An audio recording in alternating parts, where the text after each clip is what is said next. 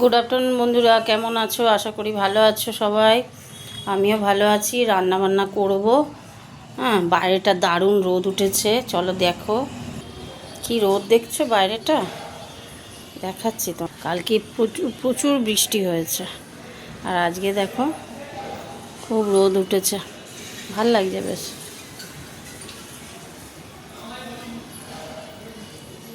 চলো রান্নায় যাই। এত রোদে তাকাতে পারছিলাম না। আমার এই যে আমার ঠাকুর রান্না করব।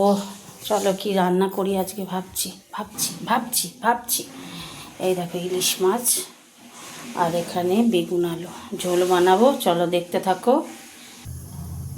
তেল দিয়ে দিচ্ছি, সর্ষের তেল। মাছগুলো হালকা করে ভাজবো একটু। তেলটা গরম হতে থাক। তেল গরম হয়ে গেছে, এখানে মুড়োটা দিলাম। ভাজা হোক। হালকা করে সব মাছ ভেজে নিয়েছি। এই দেখো সব মাছ ভাজা হয়ে গেছে, হালকা হালকা ভেজেছি।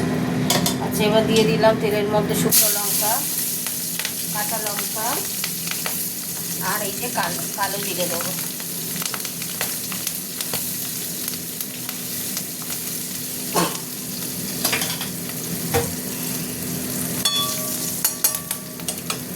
এবার সবজিগুলো দিয়ে দেবো।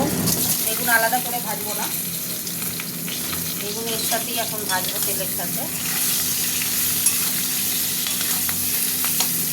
ভাজা ভাজা হতে থাক। ভাজা হয়ে এসছে, এবার এতে দিয়ে দেবো হলুদ, দিয়ে দিলাম মিষ্টি, দিয়ে দিলাম আর দেবো নুন, দিয়ে দিলাম। দেখছো তো বেগুনে যে বেগুনগুলো ভাজা হয়েছে। হলুদের গন্ধটা কাটলে জল দেবো। এবার দিয়ে দিচ্ছি টমেটোটা।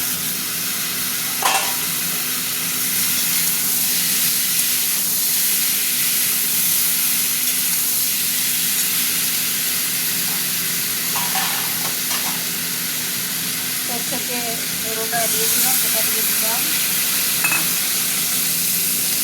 জল দিয়ে দিলাম,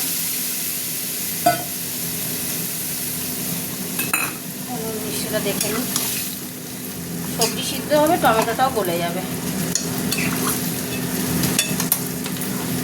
এরকম করে তোমরাও করো। একটু নুন লাগবে, একটু নুন দিয়ে দিলাম।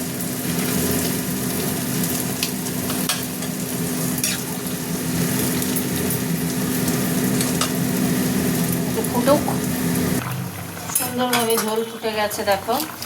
এই যে মাছ দিয়ে দিলাম, আর দিয়ে দেবো। উঠে গেল, ঠিক আছে। মাছটা দিয়েছে, এখন হতে থাক।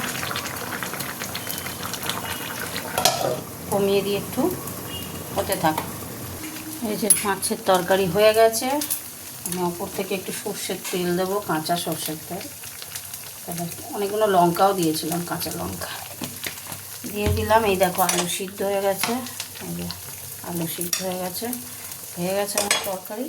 এরকম করে বাড়িতে তোমরাও করবে। ধনেপাতা ছড়িয়ে দিলাম। গ্যাস অফ করে দিচ্ছি, চাপা দিয়ে দিলাম। চলো তোমাদের সাথে কথা বলি একটু। বেগুন আলু দিয়ে ইলিশ মাছের ঝোল বানালাম। কেমন হয়েছে কমেন্ট করে জানিও। টাটা। কমেন্ট করো কেমন, ভুলো না।